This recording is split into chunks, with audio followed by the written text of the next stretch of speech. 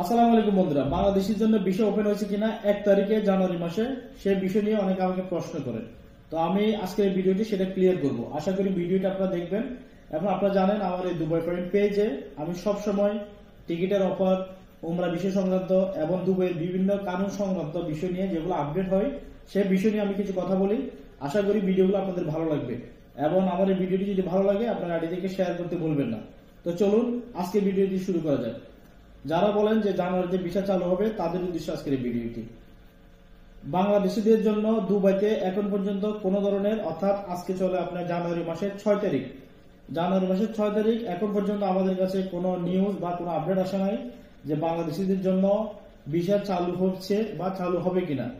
আপাতত বাংলাদেশিদের জন্য ফ্যামিলি ভিসা বলেন যে কোনো ভিসা আপাতত এখন পর্যন্ত বন্ধ আছে আজকের এই দিন পর্যন্ত, অর্থাৎ জানুয়ারি মাসের 6 তারিখে আমার আজকের এই ভিডিওটি। এবং আমি আজকে আপনাদের উদ্দেশ্য বলতেছি এখন পর্যন্ত বাংলাদেশের জন্য ভিসা ওপেন হচ্ছে না। তবে যারা টিকটকে, ফেসবুকে মানুষের ভুলভাল তথ্য দিয়ে মানুষকে নিউজ দিচ্ছেন তাদের উদ্দেশ্য বলতেছি আপনারা কারোর সাথে টাকা পয়সা নিয়ে লেনদেন করবেন না। এখন পর্যন্ত বাংলাদেশের জন্য কোনো ধরনের ভিসা চালু নয়। ভিসা যদি চালু হয় অবশ্যই আমি আমার পেজে, দুবাই পয়েন্ট পেজে অবশ্যই দিব এবং আমি পুরোটা 100% শিওর হয়ে আপনাদেরকে দিব। আশা করি বুঝতে পারছেন বাংলাদেশের জন্য এখন পর্যন্ত কোনো ধরনের ভিসা এখন পর্যন্ত চালু হয় নাই। যদি চালু হয় ইনশাআল্লাহ আমি আমার পেজে দেওয়ার চেষ্টা করব।